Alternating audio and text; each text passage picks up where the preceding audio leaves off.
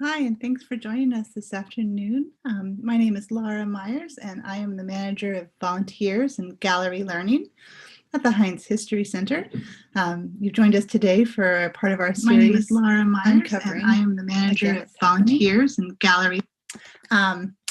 Uncovering Pittsburgh Stories. We're talking today about Arthur St. Clair, and that's a series that we've been doing with our docents at the History Center, our guides who typically give tours in the building, and right now we are sharing a little bit more outside of the building. The History Center is open to the public, so you can come and join us. We've been focusing on a number of portraits from Smithsonian's Portraits of Pittsburgh. Today we will be continuing that by talking about one of our earlier portraits that we have on loan from the Smithsonian's National Portrait Gallery, Arthur St. Clair. So one of our docents, Ray Brendel, will be talking today, and I'm going to share that talk with you. And then at the end of the talk, there'll be a chance to ask questions. Please feel free to join, to write questions in the chat, and we'll ask them of Ray at the end of the talk. Thanks so much for joining.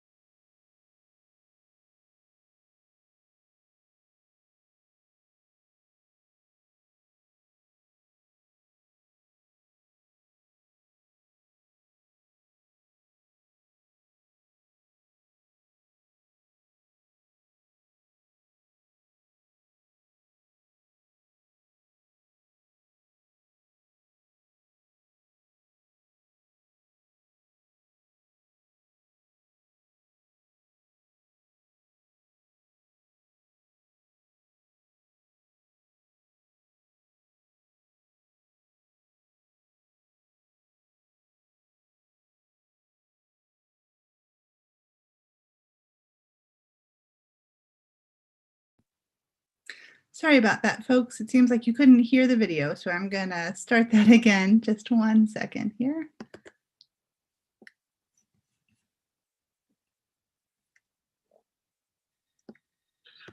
Hello and good afternoon.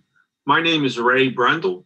I'm one of the docents at the Heinz History Center, and today I'm going to be talking about Arthur St. Clair. Arthur St. Clair was a Scottish-American soldier.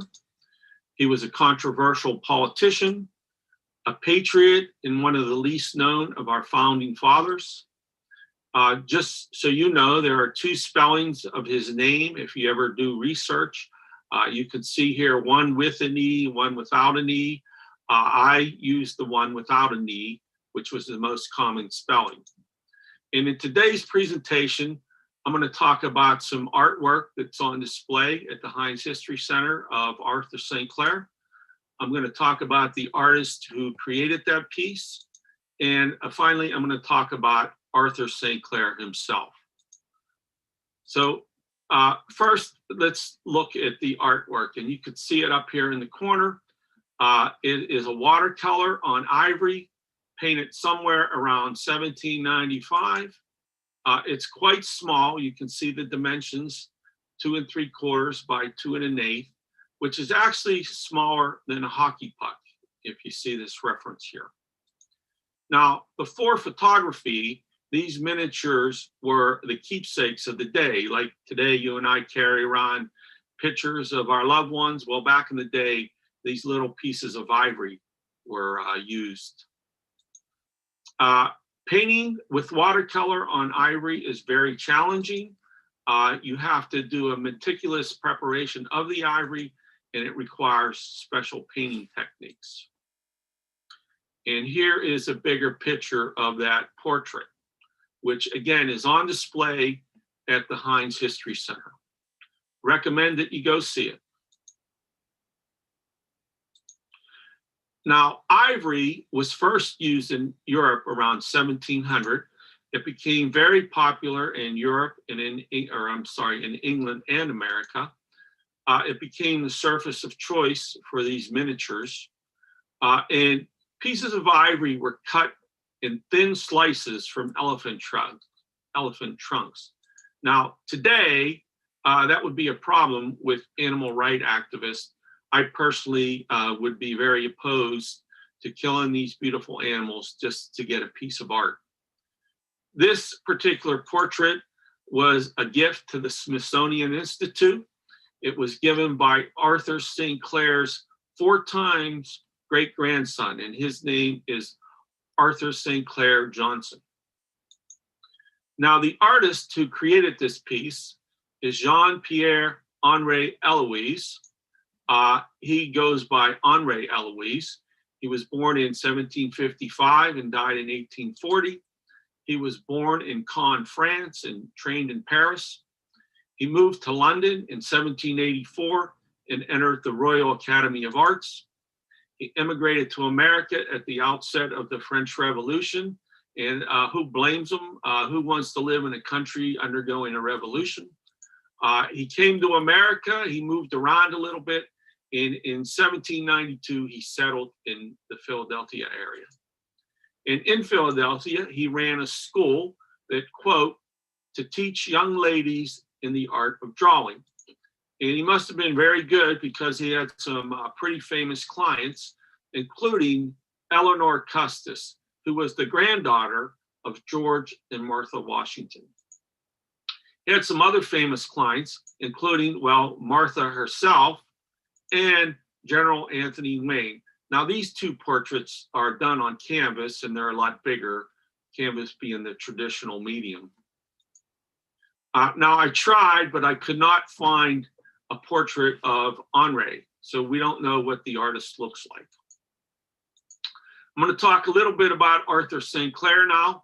We're going to talk about his early life, his involvement in the French and Indian War, his contributions to America before the Revolution, his contributions to the American Revolution, and what he did for our country after the Revolution. And I'll end up by talking about Arthur St. Clair's legacy. Now, his early life, we don't know a whole lot about. We do know that he was born in Thurso, Scotland on March 23rd, 1736, we think, because the literature, there's a couple different dates, so we're not sure of the exact year. His parents were William St. Clair, a merchant. His mother was Elizabeth Balfour. And I want you to notice the difference in spelling. In Scotland, he was Sinclair, and when he came to America, he ended up St. Clair. Arthur St. Clair briefly studied anatomy and medicine at the University of Edinburgh, and you see a nice picture of the university. And in 1757, he purchased the commission in the British Army, part of the Royal American Regiment. And now that regiment came to America with the British fleet to fight in the French and Indian War. We do know that St. Clair participated in the capture of Louisburg and also the capture of Quebec City. Now, I want to make note of Quebec City. We're going to talk about that a little later. So please make note of Quebec City. After the war, St. Clair resigned his commission and he stayed in America. And in a minute, we're going to point out the probable reason that he stayed in America. But before we do that, I want to point out maybe a possible conflict. Arthur St. Clair is not to be confused with another British officer who fought in the French and Indian War. A colonel by the name of John St. Clair served with General Forbes during the campaign to capture Fort Duquesne. So as far as I know, Arthur and John were not related, but just keep in mind, we're talking about Arthur St. Clair. Now, the main reason I think that St. Clair stayed in America after the French and Indian War was before the war ended, he got married to Phoebe Bayard. Now, Phoebe was a member of the prominent Bowdoin family of Boston. Her grandfather was James Bowdoin, and her uncle was James Bowdoin II, who eventually became the governor of colonial Massachusetts. And through his marriage, St. Clair received a large sum of money from his wife's legacy.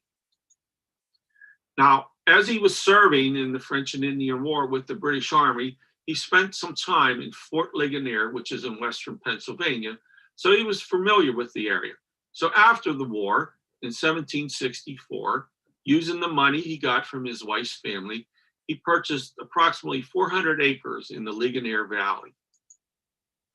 And on that land, he erected mills, he dug mines, he farmed. Eventually, he became the largest landowner in Western Pennsylvania. And of course, he was a very prominent British subject. Now, as a prominent British subject, he was appointed to assist the governor of Pennsylvania in the frontier areas of the colony. He was appointed as the King's Magistrate of Westmoreland County. Westmoreland County was founded in 1773, and it was the first county in the colony of Pennsylvania west of the Allegheny Mountains.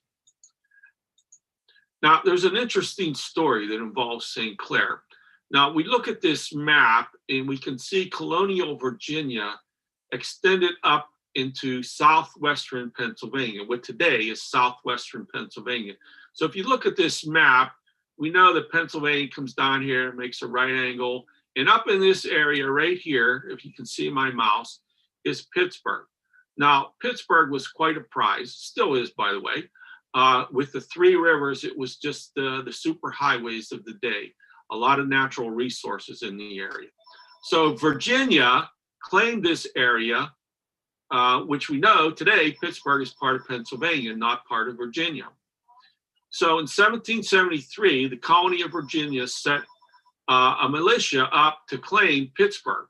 Well, St. Clair, being the magistrate of Western Pennsylvania, had the officer leading the Virginia troops arrested. Now, there's a big backstory to that we won't get into, but at least in part, St. Clair, his efforts, that's why Pittsburgh's part of Pennsylvania and not part of Virginia. Now, when the American Revolution broke out, St. Clair took the side of the Patriots, and in 1775, Congress appointed St. Clair to the rank of colonel in the Continental Army. He did participate in the American attack on Quebec. So it's kind of ironic. When the French held Quebec, he attacked it with the British Army. Of course, the British Army then occupied Quebec. Now he's attacking Quebec again, this time with the American Army. In 1776, he was promoted to brigadier general.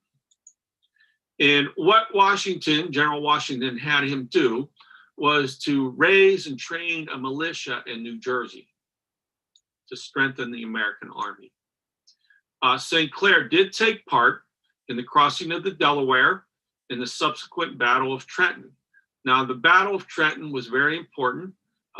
Washington's troops defeated a large garrison of Hessian mercenaries. And despite the impressive victory, the British still threatened Washington's troops. There was a large force of British soldiers stationed in Princeton, which is about 10 miles north of Trenton. And on January 2nd, 1777, Washington held a council of war to try to decide what to do. He knew that the British were planning an attack. St. Clair suggested that the army move to Princeton, outflank the British, and capture the town. While other advisors to Washington suggested a retreat, St. Clair's advice led to a decisive victory at Princeton. St. Clair's brigade led the attack, and his advice and action led to a brilliant victory at Princeton for the Continental Army. British losses were estimated between 400 and 600 casualties, and General Cornwallis, who commanded the British force, was forced to withdraw into northern New Jersey. This impressed Washington, who remained very loyal to St. Clair for the rest of the war, even when St. Clair made some serious mistakes, which we'll see here in a minute. Because of his outstanding service in 1776 and 77, St. Clair was promoted to Major General. Now, his first command as Major General was to command Fort Ticonderoga in New York. Now, this fort was key in preventing the British from invading from Canada. And sure enough, as part of the Saratoga campaign, the British attacked Ticonderoga. St. Clair's small garrison just could not resist such a large British force. St. Clair decided to evacuate the fort, which allowed it to fall into English hands. Although not fatal, the loss of the fort was a major setback for the Patriots. Because of this, in 1778, St. Clair was court-martialed. Now, the court-martial exonerated St. Clair. He returned to duty, but he was no longer given battlefield commands. Now, Washington retained a very high opinion of St. Clair, and he kept him on his staff as an aide-de-camp. St. Clair was on Washington's staff at Yorktown when Cornwallis surrendered the British Army. This, as we know, effectively ended the American Revolution and gave birth to our country. Now, after the Revolution ended, St. Clair was elected to the Continental Congress. Congress was created by the ratification of the Articles of Confederation. We know that the Articles of Confederation was not a very strong set of laws, but it did do a couple things. You can see here in 1787, St. Clair was elected to a one-year term as the president of Congress. And one of the most important things that the Continental Congress did under the Articles of Confederation was to establish the Northwest Territory through the Northwest Ordinance. Now, we know the Northwest Territories are now the states of Ohio, Indiana, Illinois, etc. Another important piece, or another important thing that happened under St. Clair's presidency, was that the Philadelphia Convention drafted and signed a new constitution, the Constitution which still governs our country today. And under the new Constitution, St. Clair was appointed the governor of the Northwest Territories. And as governor, he formulated Maxwell's Code, which was the first written laws for the territory. Now, St. Clair had a problem. He was dealing with the American Indians who were living on the land, and they felt that they were the rightful owners. In 1789, St. Clair convinced some of the American Indians to sign the Treaty of Fort Harmon. Now, this treaty was intended to restore peace, and it required the American Indians to give up their land for white settlers. However, most of the American Indians refused to recognize the treaty. Rather than establishing peace, the conflict increased between the American Indians and the white settlers. To quiet the unrest, in March of 1791, St. Clair personally assumed command of an army unit consisting of mostly untrained militiamen. His force advanced to the American Indian settlements near the headwaters of the Wabash River, which is near Huntington, Indiana. And on November 4th, the US force was attacked and routed by a tribal confederation of American Indians. More than 600 American soldiers and scores of women and children who followed the army were killed. The battle became known as St. Clair's defeat, or the Battle of the Wabash. St. Clair himself was wounded during the battle. To this day, it remains the greatest defeat of the US Army by a force of Native Americans. President Washington was outraged when he heard of the defeat. He requested that St. Clair resign his commission, which he did in March of '72. Again, there was an investigation. So twice, there was a court-martial, now an investigation on two really bad mistakes that St. Clair made, and both times he was exonerated. So even though he resigned his commission in the Army, he continued to serve as governor of the Northwest Territory. Now, politically, St. Clair was a member of the Federalist Party, and that party favored elitist government, and often there were clashes between the territorial legislature. Many people in Ohio preferred the Democratic Republican Party, which they called for a more democratic form of government. As Ohio moved towards statehood, St. Clair actively opposed Ohio's admittance to the United States. He preferred that Ohio not become a single state, but rather two states. That way, he felt that the Federalists would outnumber the Democratic Republicans and maintain control over the government of the two new states that he proposed. However, President Jefferson was a Democrat Republican, and that party also controlled Congress. So in response, they issued the Enabling Act of 1802. This act called for the people of Ohio to form a constitutional convention and to fulfill other requirements of the Northwest Ordinance to become a state. St. Clair denounced this act as he opposed it. Jefferson responded by removing St. Clair as governor in 1802. In the following year, in February 1803, Ohio became the 17th state, with St. Clair playing no part in it. So after he retired from government service, he returned home to Western Pennsylvania. He established a foundry and began making stoves and castings. He was very generous, liberal with his money, loaning money to family and friends, probably not a good idea. He spent a lot of his own money when he was governor of the Northwest Territory, and Congress never reimbursed him, so he lost a lot of money there. Due to his financial problems, St. Clair eventually lost most of his fortune and most of his land, and eventually he moved to a small log cabin on a ridge between Ligonier and Greensburg. He died on August 31st, 1818, in poverty in Greensburg. His remains were buried under a Masonic monument in St. Clair Park, located in downtown Greensburg. His wife, Phoebe, who died shortly after, is also buried with him.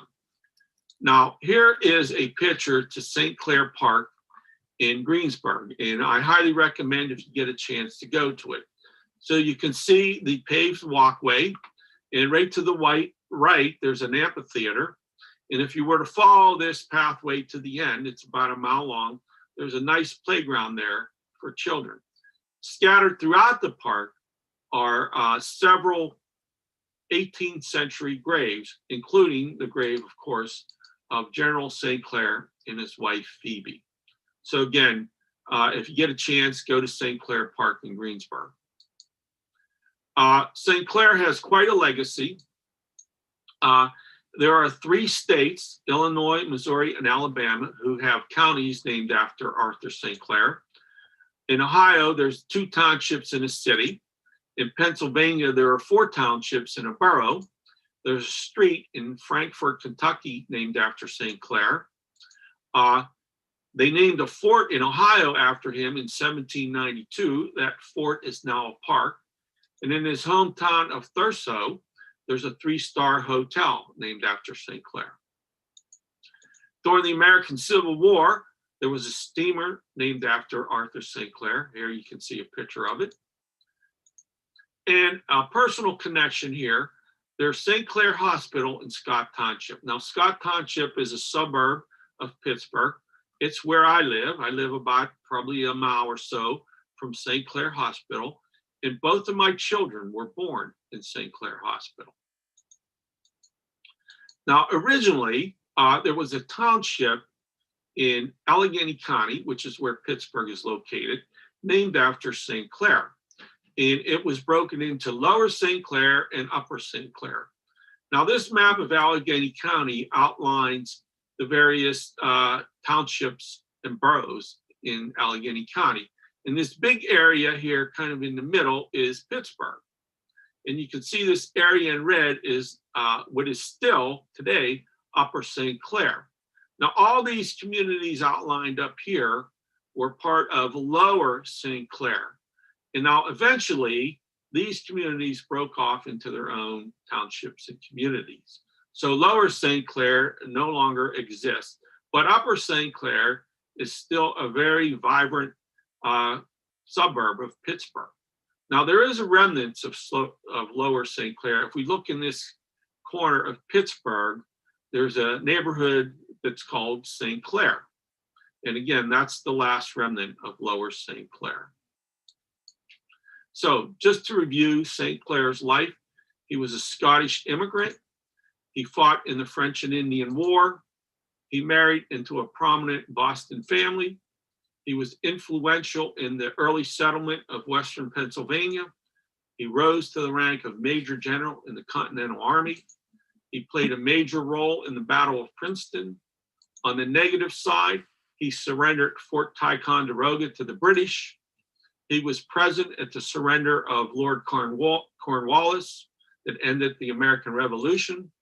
He was the first governor of the Northwest Territory. Again, on the negative side, he was the commander of a U.S. Army unit that suffered the worst defeat at the hands of American Indians, and he died in poverty. And with that, I will entertain any questions.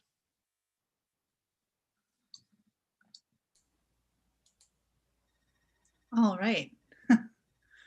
Well, thank you, Ray, for that. Ray has joined us now on the screen. And so I want to start, Ray, by saying thank you for that presentation and the work that you did to pull that together.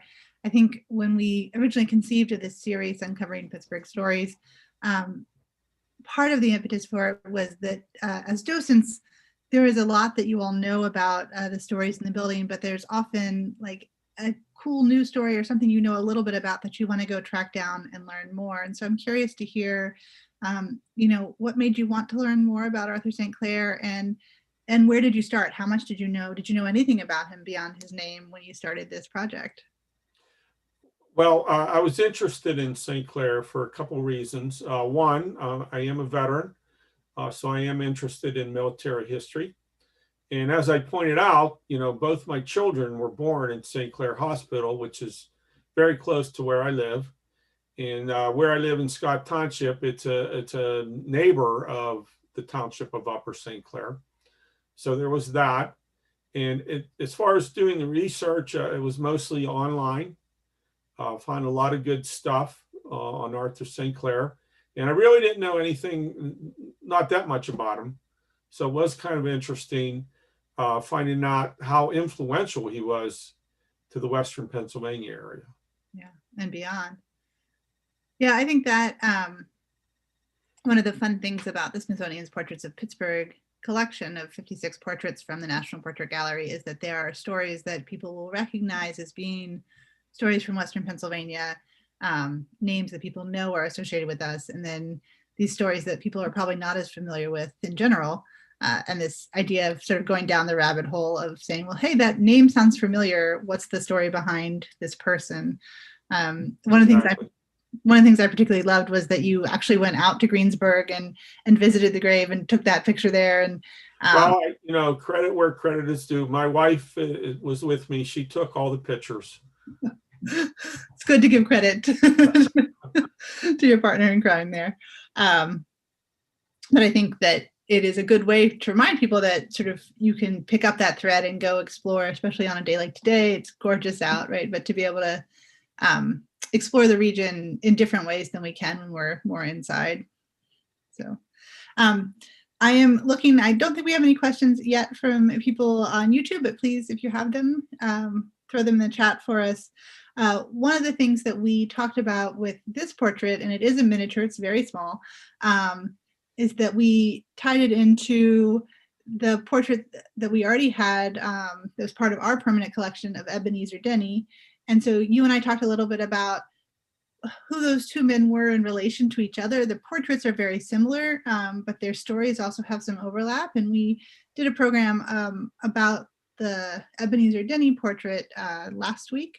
But you all also pulled a little bit more information for us to tie between those two men. And so maybe this is a good time to share that as well with us. Yeah, there's kind of an interesting connection. I'll just start this up here. Mm-hmm.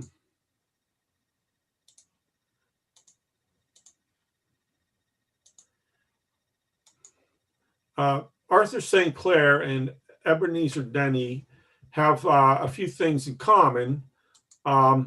First, they both have mini portraits on display currently at the Heinz History Center. Now, again, mini portraits are about the size of a hockey puck, as opposed to the bigger canvas portraits. And again, these mini portraits were done on ivory and watercolor. The Denny portrait was painted by an artist named James Peale, and we already know that St. Clair was painted by Alois.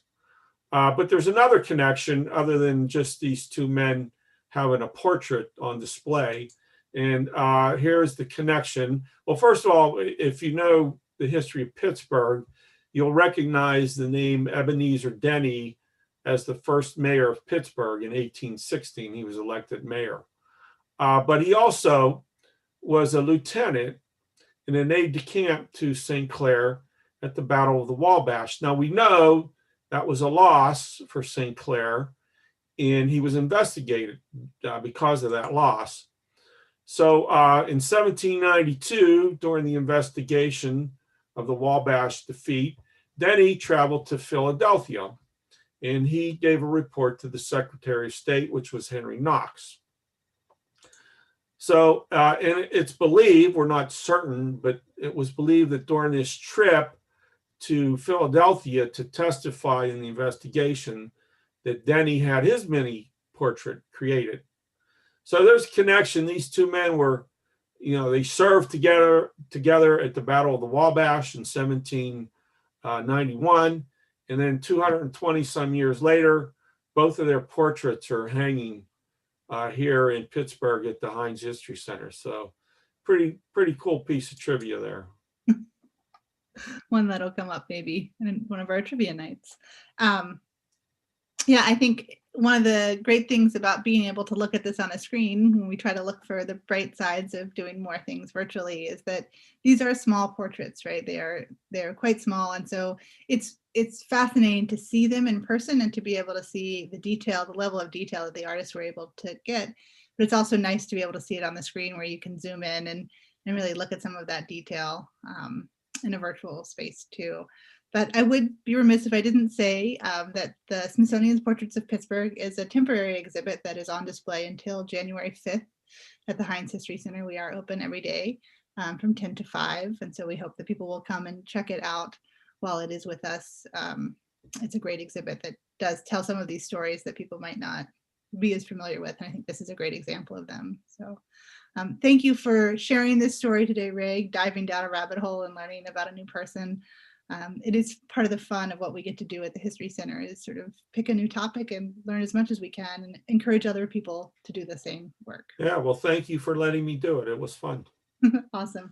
Well, thanks everyone for joining us, and do look out for another one. We try to do these monthly, so we'll have another one coming up. I think we're doing one in December, and then we'll continue into the new year. Be well. Bye, everybody.